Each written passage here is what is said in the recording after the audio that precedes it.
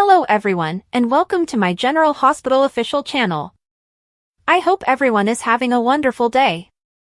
Before we begin, please hit the subscribe button and give this video a thumbs up. In addition to Drew threatening Sidwell, did Lucy unintentionally endanger, spoiler? On General Hospital today, Laura breaks the dreadful news to Anna. Kristina notices a passionate moment between Cody and Ava, and Alexis is shocked by Drew's news. At the Metro Court, Kristina has lunch with her mother. While they await Molly, Alexis informs Kristina that her strategy is effective and she explains the agreement she reached with Ava, omitting Rick, for a last payment. When Kristina sees Rick's wrecked automobile, she won't believe it. Kristina wishes she had been able to exclude Molly from this scheme. She thinks Cody genuinely cares for Molly and likes her. If she regrets putting herself in their way, Alexis wonders. At the hospital, Liz provides Rick with a copy of Willow's documents and suggestions for her hearing in the autumn, suggesting that Rick and Ava's story is over. She compliments him on his generosity in taking Willow's case on a pro gratis basis. Martin says he just finished physical therapy and feels fantastic when he runs into Stella in the hallways. Unfortunately, his therapist says he needs additional sessions, but his insurance won't cover them. Martin refers to Stella as an angel when she declares that they will fight this. Ava interrupts Liz and Rick at the nurse's station. She requests that Liz provide her garage door opener to Lucas, who is staying with her. After Liz hastily leaves, Ava invites Rick to the Metro Court pool to join her. He clarifies that he is too preoccupied with Willow's situation. Liz bursts out, "Good news! Deanna will be a character witness for Willow." As he leans in to kiss her, Ava leaves in frustration and texts Cody to inquire if he is busy. Jake, who is in Norway with Aiden and Lucky, texts Liz later. She wishes she had the time to paint all of the pictures he sends her because she adores them. Rick teases her by implying that she might find a kind donor to help her do so in the future. As time goes on, Liz and Stella discuss a patient's insurance problem. Stella is thrilled when she persuades a business to act morally and make a payment. How is Anna going to foil Emma's schemes? Felicia meets Cody by the pool and extends an invitation to Mac's next barbecue. But when he finds out that Molly is also invited, he turns her down since, for some reason, Molly is upset with him. Cody accepts the invitation since Felicia won't accept no. Gio and Emma are talking about breaking into Dalton's lab nearby when Anna shows up with Outback, and she is furious.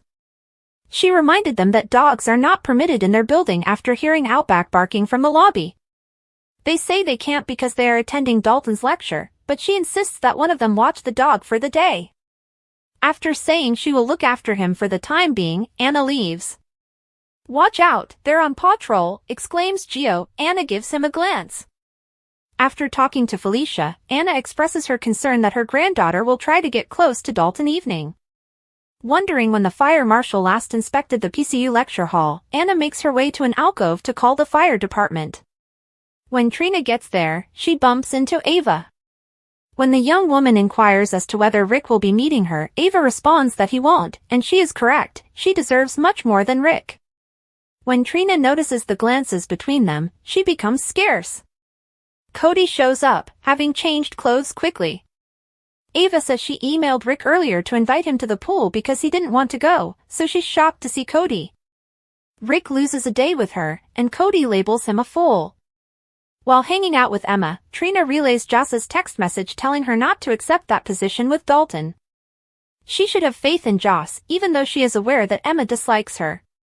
When Emma later phones the university to inquire about when she may pick up Dalton's lecture hall keys, she finds out that it has been cancelled. Brooklyn tells Uncle Sonny when Sonny visits BLQ at the Q's, she confesses that she's messed up. She informs him that she is the reason Rocco learned about Britt and that she had intended to harm Lulu but was unable to carry it out. She is adamant that she didn't let Rocco find the file. Sonny accepts her, observes that Rocco is alright, and believes the youngster ought to have told his parents long ago, but they had other matters to attend to. When they talk about deception, Brooklyn has some good news for him. Jordan's relationship with Sidwell, what is it? Jordan confesses to her pal at Laura's office that she still has nothing on Sidwell after all these weeks. Laura remarks that the man is as shady as they come and questions whether anyone else is assisting in this. Jordan believes that he is using Marco to conduct the illicit portion of his business. Jordan won't give up until she has proof, even though she doesn't have any. Laura is curious about how long it will take Sidwell to accept her. Jordan believes he won't unless she can demonstrate her reliability. She can only do so much to defend herself as mayor, Laura reminds her, and she has no badge to fall back on. Anna has been busted. Outback and Anna later meet with Laura to brief her on Sidwell. The PCPD thinks he set Selena Wu up for the Charlie's fire by using her people. Regarding Marco, they cannot prosecute a kidnapping if he does not come forward. Mabel, a furious woman, bursts in to inform the mayor of a crime, only to discover that she is meeting with the offender. Mabel is the president of the HOA in the building where she and Anna stay, and it is illegal for Anna to use her pet to lower the value of the properties. The woman has audio recordings that show Anna is lying when she says this isn't her dog. What is Drew's request to Sidwell? Sidwell and Drew meet at a cafe outside. Sidwell encourages the congressman to hurry up since he has another meeting. In order to help his beloved Willow regain custody of her children, Drew wants everything Sidwell has on Sunny. He will make his life tough if Sidwell doesn't give him the dirt. Is he threatening him? Sidwell wonders. Drew is interrupted by Lucy, who apologizes for the wedding. Before letting them eat lunch, Drew tells Sidwell to remember what he requested of him. When Lucy finds out that Jordan will be joining them, she becomes irritated. Lucy and Sidwell sit down. Lucy, who is obviously unaware that he simply doesn't like her, expresses her want for more from Sidwell and hoped for a more private lunch. Jordan quickly joins them and informs Sidwell that his donation to the park improvement project has delighted the mayor. Lucy has an update on deception, according to Sidwell, which is why they are meeting. Lucy starts talking after Sidwell reassures her that Jordan is trustworthy. Drama in the other court. Molly rejoins her mother and sister in the Metro Court restaurant. As Scout's sole link to her mother, Alexis thinks they ought to spend more time with the small child. Alexis tries to prepare herself to suck up to Drew after they notice he's here. After deciding to go to the pool with Molly, Kristina goes out first to get them chairs. In an attempt to persuade Martin to assist Willow at her impending custody case, Drew meets with the attorney. Nina had recruited Rick to accomplish that, according to what Martin had heard last. Martin explains that, given Willow's recent outbursts, nothing he can do will aid her case, and that Michael currently appears to be a saint. Martin, who obviously wants to go somewhere else, is excited when Alexis interrupts. Is he to blame? What can he do for Alexis? Drew asks. It's what he can do for Scout, she says. Meanwhile, Martin goes to the pub to meet Rick. Rick wants to keep Martin as his attorney. According to Martin, his charges have increased lately. Cody and Ava unwind back at the pool. Ava mutters shamelessly as she rubs ice from her drink all over her body and remarks on how hot it is. When Kristina enters and sees them, she tells he should give it a try before starting to ice Cody's chest. Brooklyn informs Sunny in the show's final moments at the Quartermaines that Deception will not be calling the police regarding the money problem. Brooklyn is aware that Sunny claims he would never intentionally endanger her business. They give each other hugs. Lucy tells Sidwell and Jordan in the cafe about Sunny's issue and how the women have decided not to call the police. Lucy responds that Maxie was the odd woman out when Sidwell inquires about the outcome of the vote. She acknowledges that everyone is hoping the Port Charles chief of detectives' stepdaughter will work well with others. Sidwell appears worried. Emma lashes out at Gio in the pool, saying she's certain her grandma foiled her plans for Dalton and that she'll find a different method to defeat him. Mabel rushes out of Laura's office after pressuring her to take action over Anna and her puppy. Laura receives an apology from Anna, who also pledges to control the dog. Laura claims that she is powerless and that she knows Mabel, who is uncompromising. Regretfully, Anna will have to find the dog a new home. Stella tells Liz at the hospital that she has been called by Rick's office and will be acting as Willow's character witness. She claims that for Willow, the man is going above and beyond. Liz claims that she has never been able to fully turn her back on Rick because he can be unexpected when he wants to be. Stella believes that since Rick would stop at nothing to help Liz, this is less about Willow. Martin takes Rick on as a client back at the Metro Court.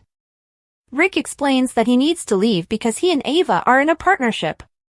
It must be lawful, completely secret, and Ava must be kept in the dark until the very end. They become close when Cody tells Ava she's beautiful at the pool. He reminds her that she slapped him the last time they were this close. They share a kiss after she encourages him to take the chance. Returning to the restaurant, Kristina advises her sister to go to the lake instead of the pool because there are too many annoying teenagers there. Drew responds that they have plans to explore schools in Washington, D.C. that weekend after they move there, but Alexis says she would love to take Scout to the ballet during the first week of September. Britt announces she is going on strike on the next General Hospital.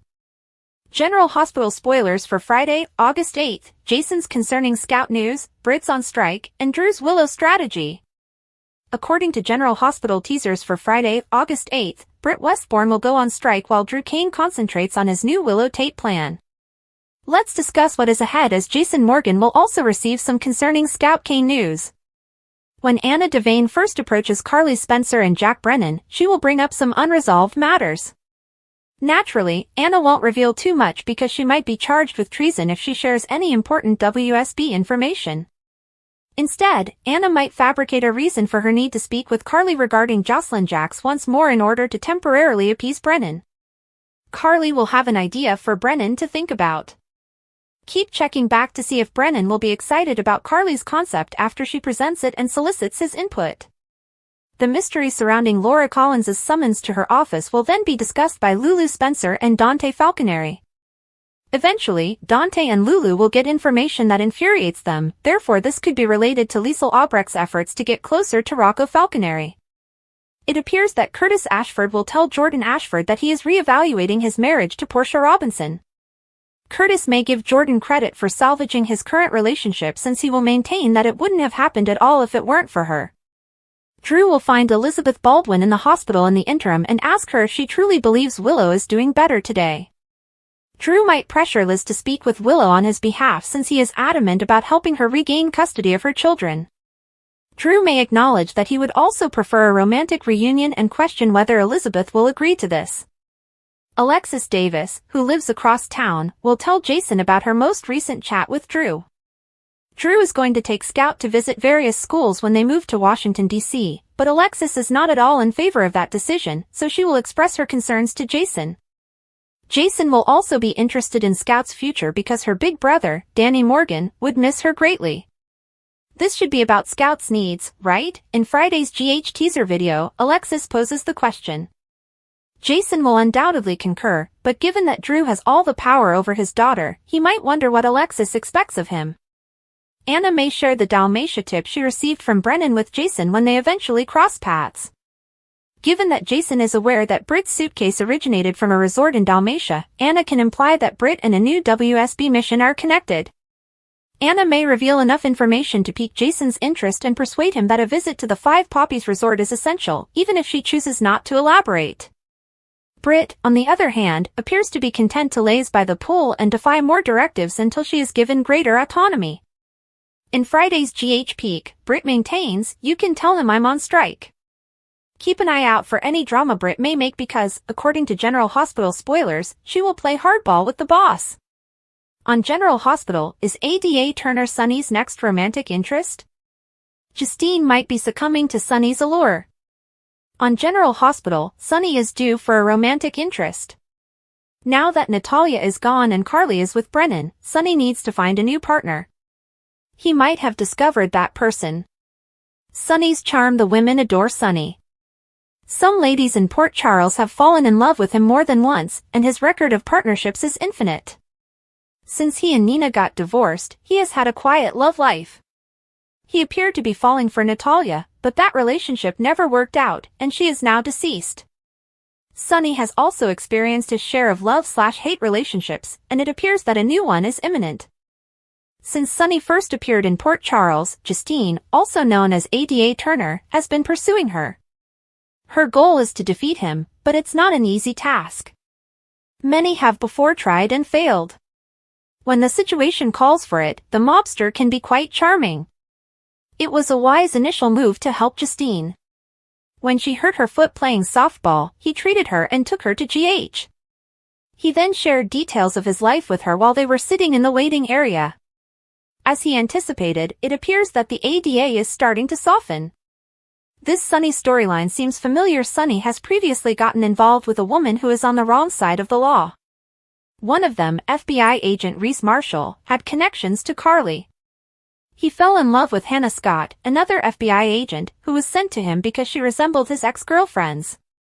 After being paired with the mobster, federal prosecutor Claire Walsh fell in love with him. In the end, the two collaborated to defeat Johnny Zachara. Naturally, his brief liaison with lawyer Alexis resulted in the birth of their daughter, Kristina. Justine is now present. Her goal was to defeat Sonny. Does she harbor a personal grudge against the local mob boss, or is she merely attempting to get rid of him?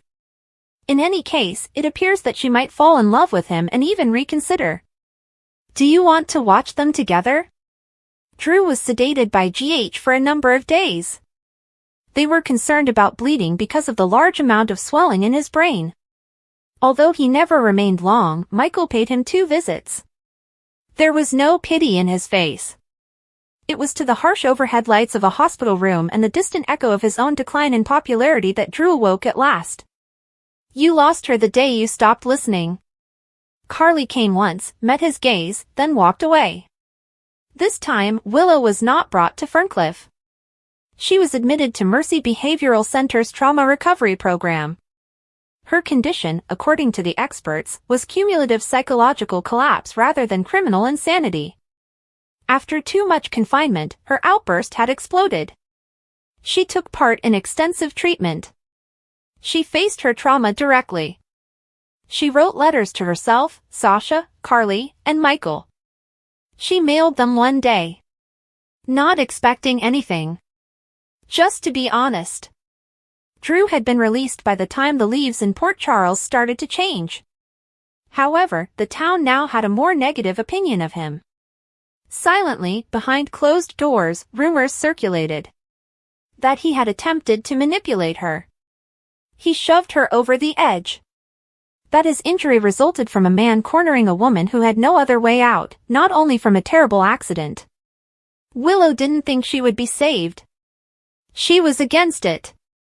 Space was what she desired now. To recover. To regain her voice. To never again be owned. And for the first time in what seemed like years, she breathed fearlessly as she stood on the balcony of her temporary residence one calm evening, arms encircling herself as dusk descended over the horizon. Despite her recent move, Rena Sofer remains at General Hospital as Lois. Rena Sofer, who has been on recurring status as Lois Cerullo on General Hospital since returning to her daytime Emmy-winning role in the fall of 2023, is reportedly leaving the show after announcing that she and her husband, Sanford Bookstaver, are moving to New York. Soap Opera Digest, however, can attest that this is untrue. Home away from home in order to continue playing Lois, Sofer intends to go from New York to California, just like a number of other GH cast members who are not located in Los Angeles. According to Digest, the actress has already confirmed when she will be filming in Los Angeles. In the upcoming month. In 1993, Sofer made her Port Charles debut. She played Lois until 1996, the year after winning a Soap Opera Digest Award for Outstanding Younger Lead Actress and a Daytime Emmy for Outstanding Supporting Actress for her depiction of the flawlessly manicured, Brooklyn-born music manager. She portrayed Quinn Fuller on Bold and Beautiful from 2013 to 22 before going back to GH for her current position. Kirsten Storms, one of Sofer's co-stars, recently announced that she is relocating to Nashville, Tennessee. She will be traveling to the GH set after taking a break from the show to settle in. Rick Hurst frequently takes a plane from his New Jersey home to work at GH. According to a source close to Sofer, this is no different. In the current plot, Lois has been the target of her daughter Brooke Lynn's ire since it was revealed in May that she gave the baby boy to be raised by close family friends rather than placing a teenaged Brooke Lynn's child by Dante with a private adoption agency. That youngster turned out to be Gio Palmieri, and Gio, Brooke Lynn, and Dante are all in a state of mental turmoil as a result of the revelation of his true identity. Port Charles could hear the echo for blocks on the day Willow slapped Nina in the hospital hallway. Everyone around her turned their heads at her venomous comments and piercing voice, but Nina didn't flinch. Not now. With her arms folded and her face unreadable, she stood there. Something in Nina had changed, even though Willow had already cheated on her before and probably would again. She had allowed her daughter to dump all of her disappointments, betrayals, and anguish on her for far too long. However, something inside of her finally had enough this time. All eyes were on Willow as she unraveled. After driving Drew into a delusional rage and destroying her relationship with Michael, she now felt alone, vulnerable, and furious. And Nina was always held accountable when something went wrong. If Nina had a private conversation with Drew, it was treachery. If she didn't tell anyone, even to keep Willow safe, treason was the crime. If she had the audacity to feel sorry for someone Willow didn't like, it served as fuel for a new storm. Nina, however, had been patient. For several months. When Willow couldn't stand to leave her room, she managed Wiley's birthday celebrations, ran across town to pick up medications, and stood at every hospital bedside. She accepted the blows, grinned despite her clenched teeth, and never once asked for recognition for the amount of effort she had put in to stay in her daughter's sphere of influence. She recalled the day she found out that Willow Tate, the daughter she had longed for, dreamed about, and lamented, was indeed alive. However, the fanciful reunion never materialized. Willow gave her a suspicious and critical greeting, becoming icy the instant Michael's resentment established the tone. Desperate to make it work, Nina allowed herself to be changed. Polished. Restrained. Providing accommodations. Willow, however, made the decisions. It was Willow who established the guidelines. Willow used forgiveness as a weapon, acting as though it were a right that she alone could grant. Though she wasn't blind, Nina had attempted to portray the appreciative mother who had been granted a second opportunity. There was always a tilt in the scales. And now, as Willow broke down in public once more, blaming Nina of ruining everything, calling her a manipulator, and screaming about betrayal, Nina gazed at her daughter and experienced an unexpected moment of clarity. "No more," she responded, composed but unflinching. Astonished by the silence in Nina's voice, Willow stopped in the middle of her tirade. "Willow, you've ruined your life. And I apologize for that. Yes, I am. However, I didn't. It wasn't Drew. It wasn't Carly. You did. Now you're standing up for him," Willow yelled. After everything, Nina moved forward and closed the distance between them, saying, "I'm defending myself. Since I'm sick of serving as your vent. Your secure haven to hide all of your suffering. I've gone above and beyond to make this work. To keep you safe, I have kept secrets. I've made a fool of myself just to win your kindness. But now that I think about it, you don't want a mother. You're looking for a scapegoat." Willow's expression hardened. "You believe that you are the victim? I believe I'm a woman who has repeatedly attempted to love you in spite of being told I'm not deserving of it. And I've finished gaining something I should have had from the start." Willow's eyes were not filled with anger. Something more subdued and perilous. She was taken aback. Nina was unlike anything she had ever seen. Not because they were strangers in the beginning. Willow had forgotten that Nina had the unwavering strength she had once displayed in the boardroom. "All right," Willow answered softly. Nina didn't flinch. "Maybe we don't need each other if this is how it is. Perhaps we don't." Willow bounded out, her heels clicking ferociously on the floor, but Nina didn't follow.